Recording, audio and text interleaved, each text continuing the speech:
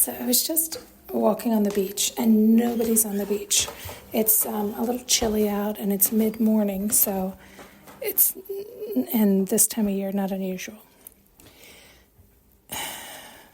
As I was walking along, I did see a gentleman come down with his dog, but they just stood at the edge. It was also high tide, so there wasn't as much beach to walk on as normal. And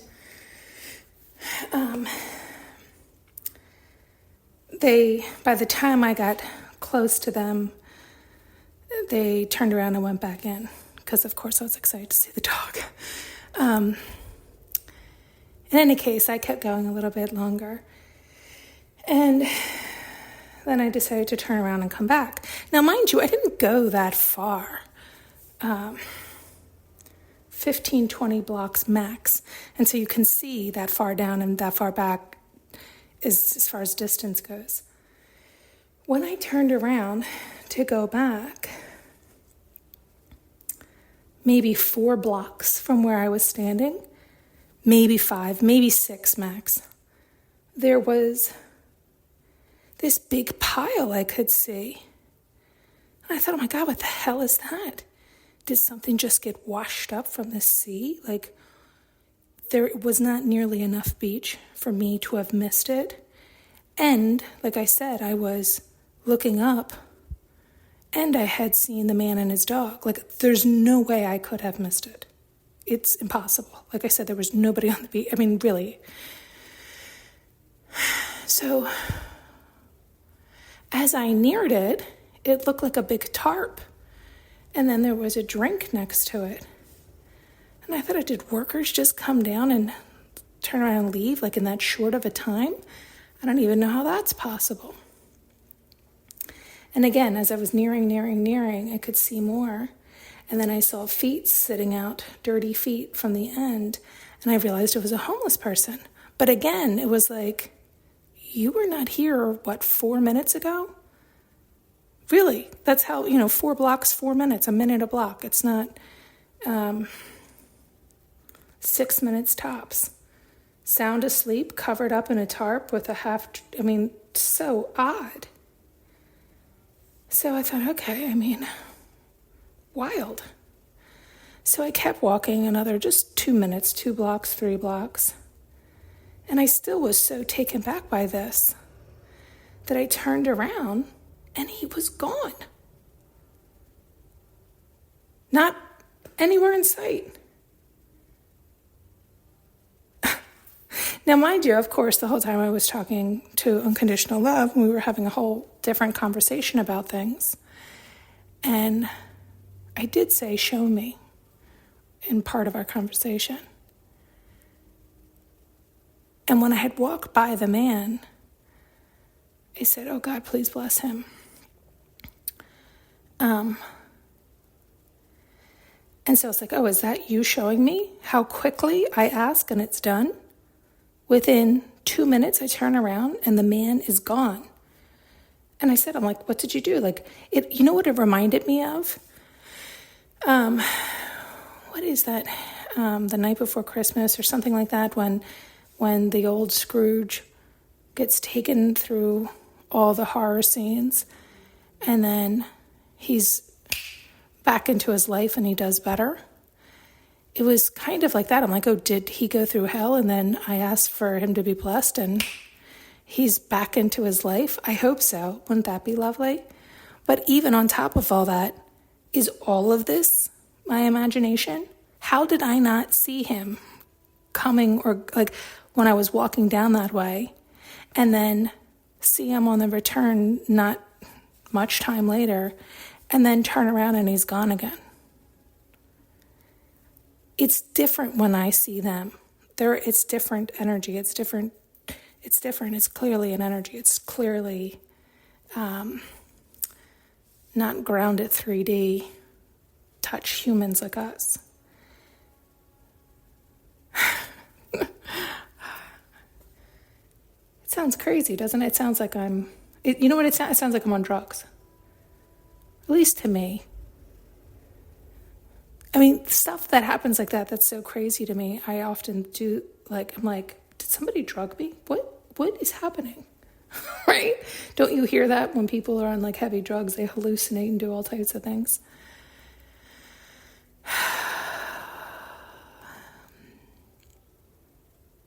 I don't even know if I'll share this one. This stuff doesn't, it's not like it scares me. I think at one point it was scaring me a little, and it doesn't even shock me. It doesn't even anything.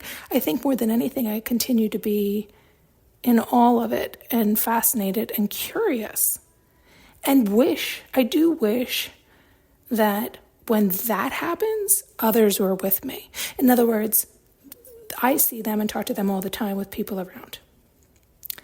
And nobody else can see them or hear them. You know, the people I'm with, I'm sure plenty of people see them and hear them. But when they show up like that,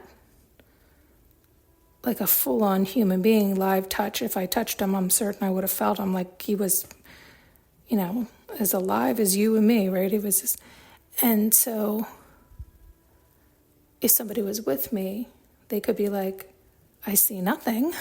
And I'd be like, holy shit. Or they'd be like, yeah, no, I see. You know, like, or they could even say, oh no, you totally, I don't know how you missed him. He was there the entire time. You know what I mean? Like something. But he clearly wasn't. He really wasn't. There's no possible way I could have missed him. And turning back around, there's no way he was dead asleep under the sun, under a tarp,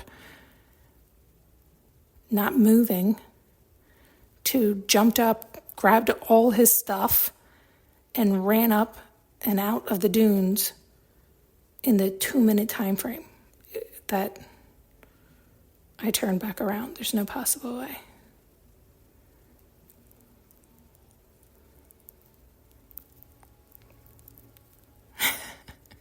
That is interesting. Part of the conversation we were having when I first walked down to the beach was I heard they know when to hold them, know when to fold them, that song. And I was like, you know what, that's so true, God. There's so many times where I'm so sorry, I'm so stubborn and so difficult, like I'm so disobedient when it's not that I'm choosing to be, it's not that I want to be, it's more like I don't know I am being that way. Like I don't know why. Like sometimes I don't know when to hold or when to fold. Sometimes it's like, you know, and then that's when we were talking about, well, you know, you just have to love yourself. And I'm like, no, I know. And we talk about that all the time. Yet I do find that I still struggle at times where I think it's that my mind just goes so quickly that I don't always like maybe ask the right questions at the right time or understand. And yet I know everything's always happening for me, and I know everything always works out because it does and it has every fucking time, right? Like always and forever. And there's, you know, 90% of the time, I'm not privy to how it's going to unfold or seeing too far ahead. But I think that's also for me because of my mind, which is kind of ironic, right? It's funny in that because I'm one who feels safer, more comfortable in certainty, I'm always seeking it. And so when I don't have it, I will scramble to give myself that certainty. I'll make up what story I can make up to give myself calm and ease. And so you would almost think, because everything always works out for me, that the universe would be like, look, here, it's all worked out, see, it's going to be fine. And give me further down the road to calm me down. But it's almost like we've learned that doesn't matter either. It's like I seem to just have this rush, race. And so it's like sometimes I'll have to go through dips like we all do because that's how we learn and see where we're not fully loving ourselves. And so it's almost like he won't show me that far down the road because even though on the other side of that all is well and good again, it's like I'll get myself all twisted and worked up unnecessarily. So it's like I get these like speed bumps or like, it's like his way of slowing me down as best as we can. That sounds funny, but it's like, you know, for one who has a hard time slowing down. And so it's like I'm only allowed to see so many steps ahead, which again is like forcing me to slow down. It's like he's trying to train me. He's showing it now. It's like I'm a car and I'll put my foot on the gas and a door will open and I'll fly through it, but then I'll have to slam on the brakes because the next door's right there. And then I'll lift that up and I'll fly through it and I have to slam on the brakes. So it's like he's training me. You can keep doing that and burning yourself out, or you can slow the fuck down and get to a pace where you don't have to ever slam on your brakes and you don't ever have to stop. You can go at a pace that is comfortable and relaxed once you learn to trust and allow, right? When you go with that flow, that is what it's like. It's like hitting all the green lights because you're going at the right pace. So you're just coasting on through.